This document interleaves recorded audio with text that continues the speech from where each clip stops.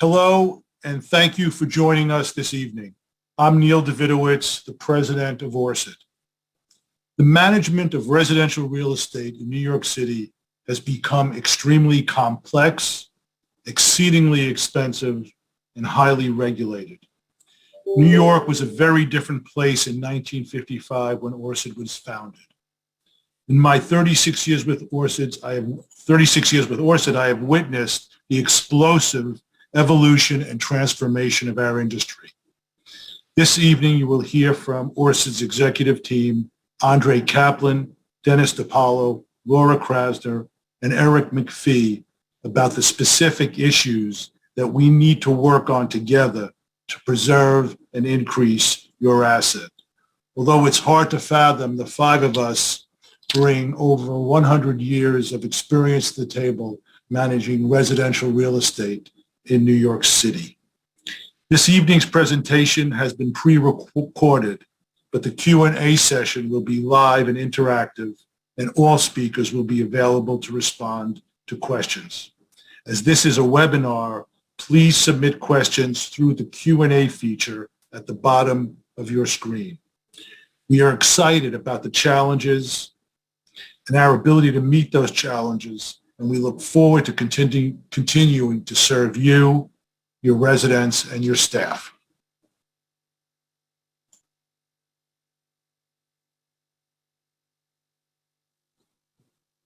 Good evening. I want to thank everyone for joining us tonight. I'm Eric McPhee, Executive Vice President and Director of Risk Management for Orsid, New York. For those who don't know me, I'm a licensed insurance broker and a licensed general adjuster, and I have been with Orsid for 17 years. I'm also a partner in a related venture many of you know as Gotham Risk Management Group, a licensed insurance brokerage entity that manages the insurance and risk management functions for the entire Orsid portfolio. The program's mission has been to harness the collective buying power of the Orsid portfolio while simultaneously working to establish a risk management program that would create value for our clients and improve the risk profile of the Orsid managed buildings. Over the course of its 17-year history, the Orsid Risk Management Program has evolved immensely, and together we have withstood many industry challenges and emerging exposures. There has been no shortage of difficult circumstances to overcome, be it Hurricane Sandy, the remnants of Ida, and everything in between. While the insurance markets have quickly reacted to these sorts of catastrophic events, we have been able to anticipate market reactions and develop strategic solutions to mitigate our collective exposure to these volatilities. Now, as we recover from the pandemic and face historic inflation, we have yet to take our eye off the ball. The current state of affairs of insurance markets for real estate in New York remains challenging.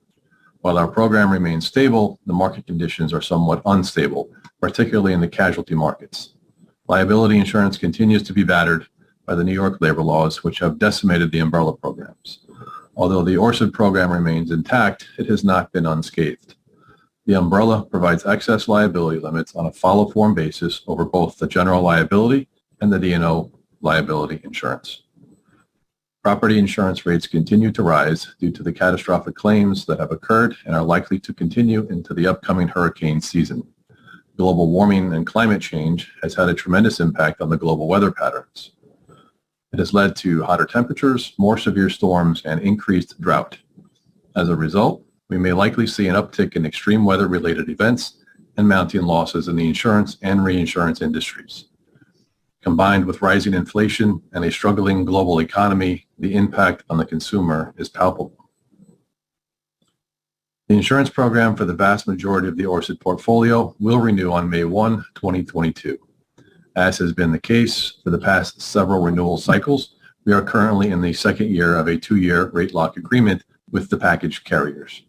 For those unfamiliar with the term package, I am referring to having both property and general liability insurance combined under one policy. Primarily, the package carriers for the vast majority of buildings are either Greater New York Mutual, or GNY, and Berkeley Luxury Group, or BLG. There are a handful of buildings placed with alternative markets, such as CMJ, and even fewer, where the property insurance is written separately from the general liability insurance, with the likes of Zurich, Affiliated, or other property insurers who have the capacity for buildings with a total insured value in excess of $200 million. The package and property premiums constitute the bulk of the annual insurance premium for any individual building. That said, I'm pleased to announce that for most buildings that are currently with either GNY or BLG, we will be very close to the 6% projected renewal target for the second year of our rate lock, covering the 2022-2023 policies, despite having experienced higher than anticipated claims and continuing economic challenges. Overall, we expect most buildings that have not had significant claims over the past year to achieve a package renewal rate in the range of 6 to 8%. Those buildings that have continued to experience substantial claims will incur higher premiums and deductibles, but they will remain in our program. Umbrella rates will rise again, as they did last year, by approximately 30 to 35%, and the limit will likely be reduced from $175 million to $125 million. As disappointing as this sounds, our program remains the strongest in the industry, and we are working diligently to keep it intact, where many others have simply collapsed. Risk transfer continues to be a critical area of focus to protect the program's integrity. More on that in a moment.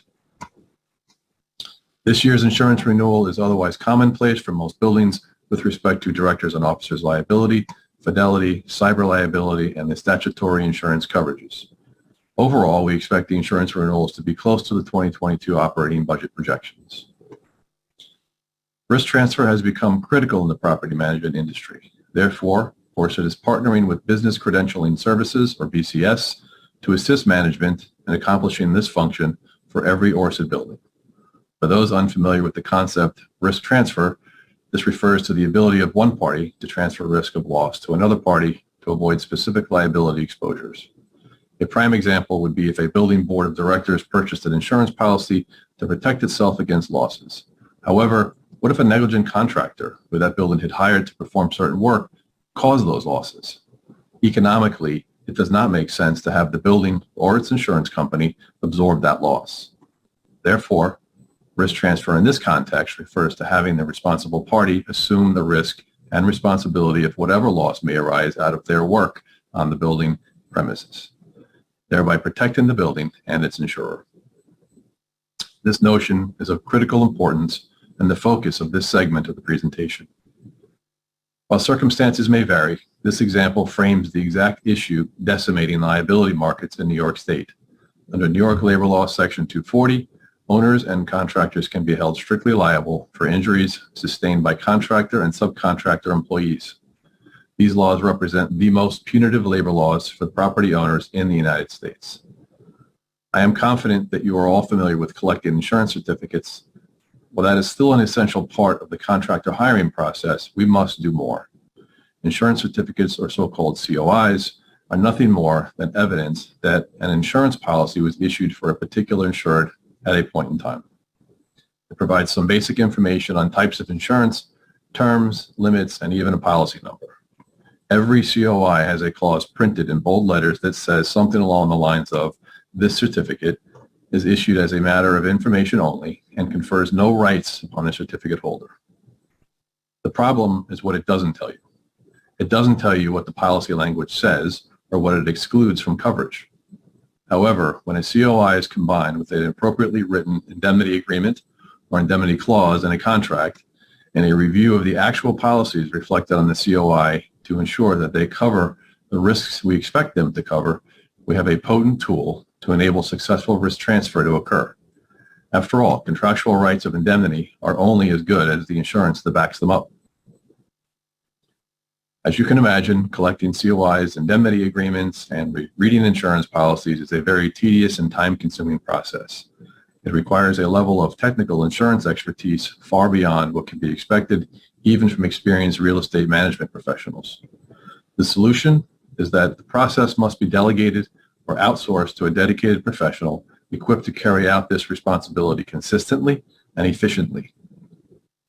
We will be sending out additional information about this program over the next several weeks as we look forward to tightening up your risk transfer process even further. This initiative is essential to continue the successful insurance program that our portfolio has experienced over many years. We are confident that our clients will appreciate the benefits of this value-added service. We look forward to sharing more information about this program as it develops and gaining your support. And finally, on a related matter, we are about to publish the Orsid, New York quarterly newsletter, which contains an article that discusses the importance of homeowners insurance that we hope you will find informative. We have had a great deal of success educating owners about this topic, and we look forward to holding additional seminars for building residents in the coming months. Hello, I'm Dennis DePola, Orsid's Director of Compliance, and I'll be talking about just a few of the dozens of new compliance requirements faced by our residential buildings over the past several years and which we'll be focused on in the year ahead. While the rationale for each of these measures is to make our city safer, they do so with significant expense, which ultimately is borne by you, New York City homeowners. I also help run Orsid Energy and will be touching on a few of the things that we are working on in this regard. The Facade Inspection Safety Program, or FISP, has been in existence since Local Law 10 of 1980 was passed. Significant amendments were passed by Local Law 11 of 1998, and further, more recent revisions by the New York City Department of Buildings rule changes. We are currently in the 9th cycle of inspections, and the city has been divided into 3 subcycles, A, B, and C. The deadline for the current cycle of inspections are February 21st, 2022, 2023, and 2024, respectively. Major changes for the 9th cycle includes hands-on inspections every 60 feet along facades facing streets and public access ways. Investigative probes are required along every 60-foot interval of cavity wall facades, every odd-numbered cycle, for example, the 9th or 11th cycles, in order to check for the presence and condition of wall ties. Depending on the length of the building's street or public-facing facades, the cost of conducting the inspection has significantly increased because of the increase in the number of scaffold drops required for the additional hands-on inspections. Additionally, large increases in the costs of labor, materials, and insurance have caused exponential increases in the cost of facade repair projects. We are currently recommending that all boards significantly increase the amount of reserves for anticipated facade repair projects every 5 years. The next topic I'm going to cover is related to natural gas. All natural gas distribution systems in buildings must now be inspected periodically. Under state law, the utilities, Con Ed or National Grid, have to perform 3-year inspections of piping under their jurisdiction, which is from the building wall to the outlet of any basement gas meters. They may also need access to apartments if the gas meter is located inside. Building owners must now conduct Local Law 152 inspections once every 4 years. We're currently in the 3rd year of the first cycle of these inspections, and this law requires both visual and sniff tests of all accessible gas distribution piping in the building. The piping must be performed by or under the supervision of a gas-certified master plumber. If a gas leak is detected, it can lead to the immediate shutdown and locking off of all or a portion of the gas distribution system. Additionally, the inspections look for conditions that may become hazardous, such as the corrosion of piping or non-compliant installations that don't meet New York City code. If a portion or an entire gas system is shut off, it cannot be turned back on unless all piping can pass a pressure test that is approximately 10 times the pressure that the piping typically holds. The pressure testing alone can be very costly, disruptive, and time-consuming, and many buildings facing such a project may even opt for wholesale distribution system replacement that can be planned, coordinated, and competitively bid. Finally, in December 2021, the City Council voted to ban gas systems in newly constructed buildings with less than 7 stories beginning in 2024. The ban in new construction greater than 6 stories will begin in July 2027. These changes, coupled with the upcoming Climate Mobilization Act carbon emission deadlines in 2024 and 2030, are leading to a huge increase in the demand for electrical distribution upgrades. The Climate Mobilization Act, also known as Local Law 97, was passed in 2019 and is one of the most ambitious local efforts in the country to reduce carbon emissions. The emission caps under the law start in 2024 and become more stringent over time. The The goal is to reduce New York City carbon emissions by 40% in 2030 and 80% of the current levels by 2050. The fines for exceeding the thresholds in any given year are $268 per ton of carbon emissions over the cap, and this would be the most expensive carbon pricing in the country. It is estimated that based upon current emissions, 75 to 80% of buildings are exceeding the 2030 cap and will pay significant annual fines unless drastic measures are taken to get under the caps. All of our boards should be looking at any measures that can be taken and incorporate them into their long-term capital budgets. Speaking of budgets, we have been heavily focused on energy pricing in 2022 due to recent extreme market volatility. For buildings that still burn oil, prices have been doubled since the lows of last summer and even December. We are all hoping that a peaceful resolution of the conflict in Ukraine comes soon, and that also it leads to less market volatility. Electric and gas rates are also up by more than 10 to 15%, but are not as tied to international affairs, and futures pricing is projected to go down later this year.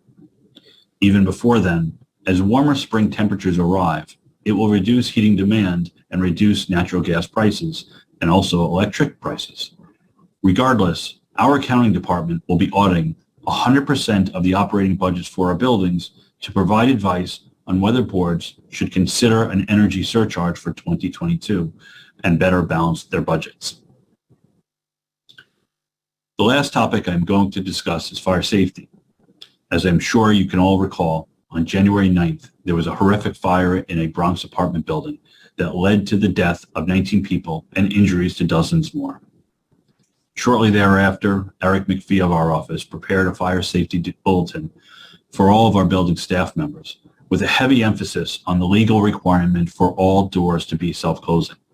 This is a measure that could have led to a reduction in the loss of life on January 9th. We have been working very closely with building staffs to double down on our door inspections and to try to make repairs and improvements to come into full compliance with this law. We have also recently distributed the FDNY fire safety stickers to all residents for installation on the back of apartment doors.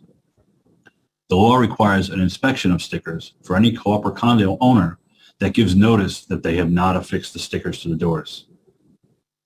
More recently, on March 20th, Mayor Adams signed into law an executive order, which is effective immediately, strengthening the city's fire safety enforcement outreach.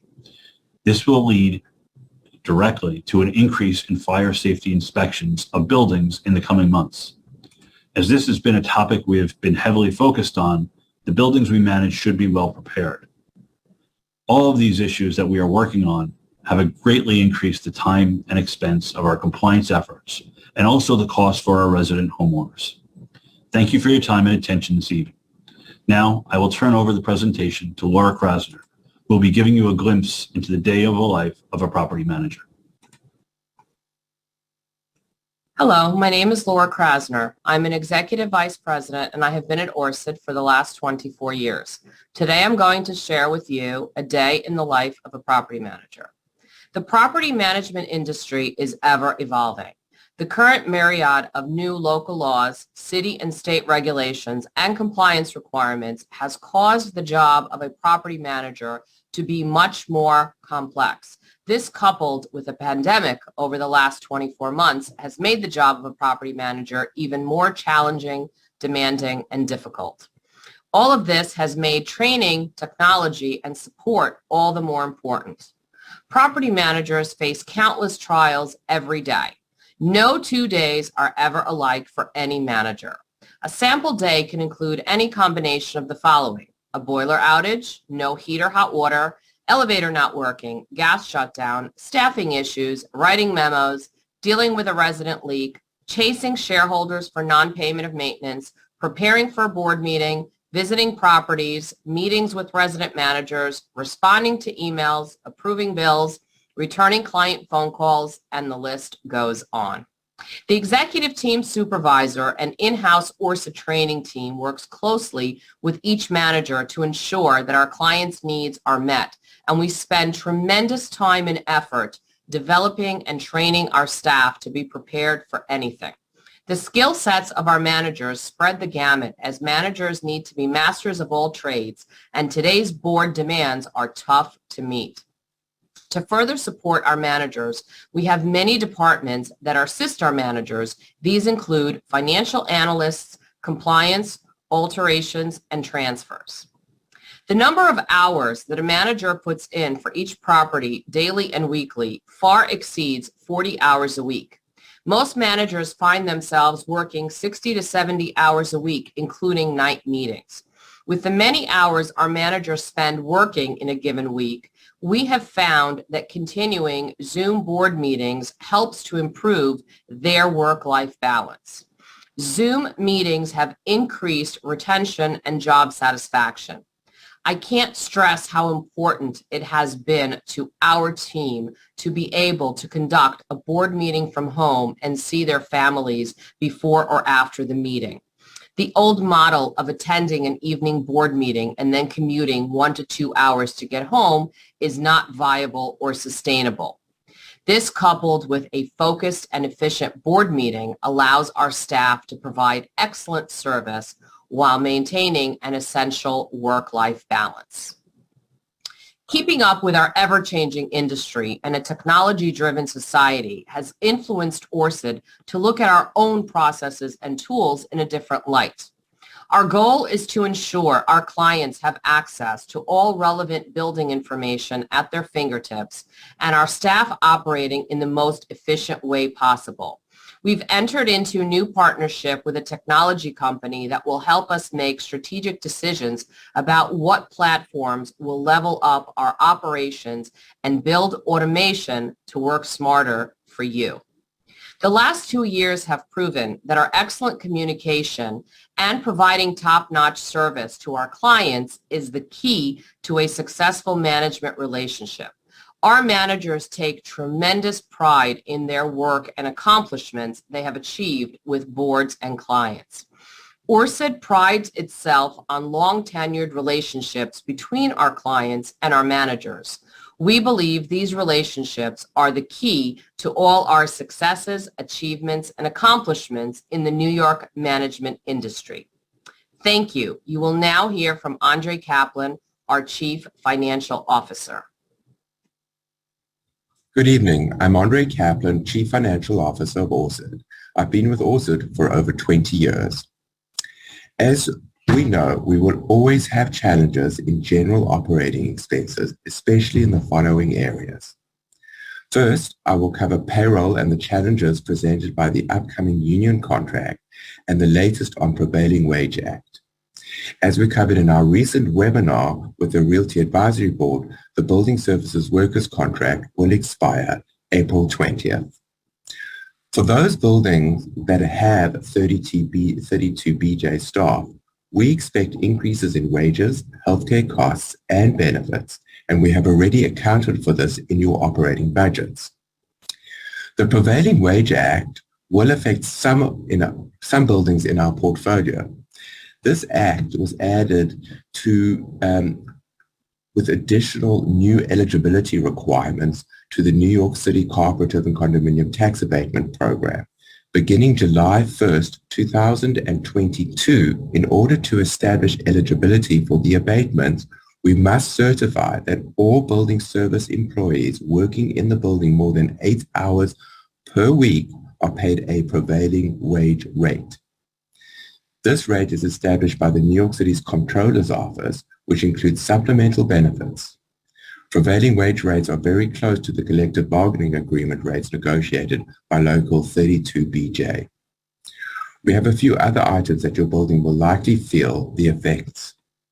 An increase in real estate taxes, a downturn in retail and commercial markets could have a further impact with regards to real estate taxes, the future of interest rates as it relates to mortgages for co-ops and condos, the current state of the insurance market as discussed by Eric McPhee, and the vitality of utility costs as mentioned by Dennis DePola. The requirements for financial compliance have drastically increased over the last few years, with the RPIE reporting changes, updated tax laws, abatement certifications, revenue recognition, peer review compliance, PPP loans, which we are proud to announce that we have achieved funding and forgiveness for all our buildings that apply, cloud hosting, virtual auditing, cybersecurity, and the demands of professional financial analysis by accounting professionals to navigate the complexities of a New York co-op or condominium. I'm sure everyone is thinking that after hearing these presentations from Eric, Dennis, Laura, and myself, where to from here? How is this going to impact us as a board? What does this mean for our residents? How is all this going to be achieved? The answer is proper planning with end goals in mind and also its infrastructure and enhancements. Let's cover how we are going to plan properly for your building's operating and capital budgets. This is critical to the financial wellness of your building. We are constantly reviewing market conditions and keeping pace with necessary increases. We will work with you to navigate the tricky balancing act of managing the financially diverse building populations, as well as the building's fiduciary duty to meet operational obligations and compliance costs. We can cover these costs by attempting gradual increases in maintenance, common charges, or assessments and or debt to keep pace. We know the importance of maintaining value and fulfilling the capital needs of your building. When building the capital plan, we look at what we need to be funded within the next 10 years and beyond, taking into account compliance, infrastructure, and aesthetics. As the plan takes shape, it's important to understand the funding options, whether through mortgage, line of credit, or assessments, and the long-term impact of rising interest rates on maintenance, common charges versus assessments. With both operating and capital expenditures, it's important to keep your resident body informed of the challenges ahead. We take financial and budgeting planning seriously and work extremely hard to meet the needs of all the communities that we manage. Despite all these challenges that we have laid out and heard from this evening, our goal is to constantly look for the solutions to mitigate the cost burden of owners and create a balance where possible. Orsid continues to enhance our infrastructure, talent, and technology to meet your needs. We have built a great in-house training team who constantly ensure our staff are brought up to date on new filing requirements, compliance, and industry changes. As Laura mentioned, our property managers are masters of all trade. Also, we have added 2 additional CPAs and 1 attorney to our senior team to make sure we deliver timely and accurate information to our buildings. A COVID task force and union strike task force were also created to guarantee that we provide timely advice on current events.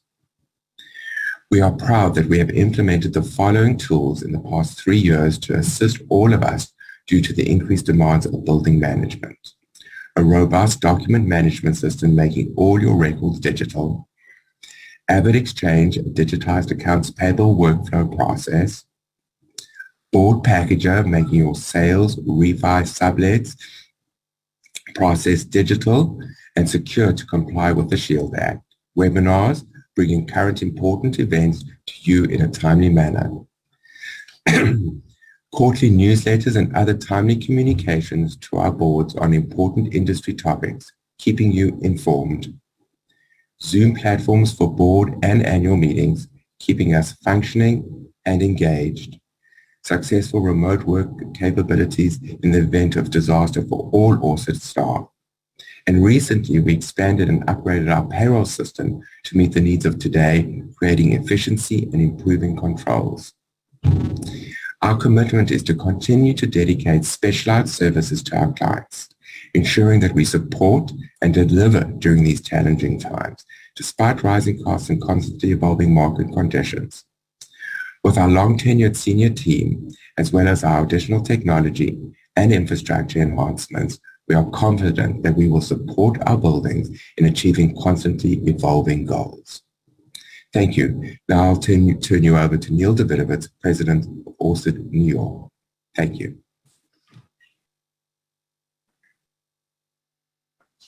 Thank you again for joining us this evening. In the end, our joint purpose is really threefold. We are charged with improving the quality of life for all residents, increasing the value of your apartments, and containing costs. These are the principles that have guided us for 67 years. As a fourth-generation privately held family business, we're committed to continuing the tradition, our historic tradition, of dedication, service, and commitment. Thank you. I'm now pleased to be joined by Andre Kaplan, Eric McPhee, Laura Krasner, and Dennis DiPaolo to begin the question and answer portion of this webinar. If you have not already, please submit your questions through the Q&A feature at the bottom of your screen. Thank you. Thanks, Neil. So the first question is for Dennis, and it asks if we can help put together a timetable of critical compliance dates that are upcoming as our clients work on major capital projects so they can keep an eye on green regulations and other things like that. Yes, this is certainly a suggestion that's been made before and a project that we began working on in 2021. We do have a view of we should hopefully be completed with our project, which would be a compliance dashboard, having all of a particular building's relevant dates, such as facade inspections, any other inspections, boiler inspections, elevator inspections. One item to note that I didn't put in my presentation, the number of elevator inspections sort of doubled in the last year by New York City without any fanfare. Basically, the city stopped doing any spot inspections and now requires a second periodic inspection by the building's third-party witness. So again, the cost of compliance is skyrocketing. And while the goals are for a safer city, it's not without its cost and expense for New York City homeowners. But to answer the question directly, it's definitely something that we will be rolling out shortly. Thanks, Dennis. I'm just keeping an eye on the Q&A. I don't see any more so far, but I'll give it another second.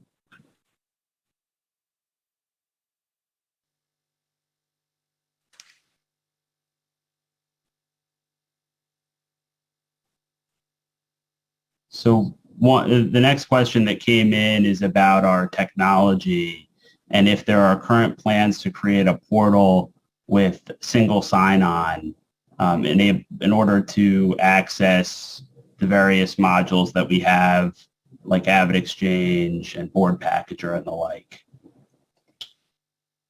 I'm happy to answer that. That is something that we are definitely looking into. Right now we're working, because it's various vendors, it's hard sometimes to get them all to cooperate together for one single sign-on, but it is certainly something that we are looking into and hope to provide at some point. I think there was a question regarding what this recording will be made available to all board members and will be the link will be included in our forthcoming quarterly newsletter.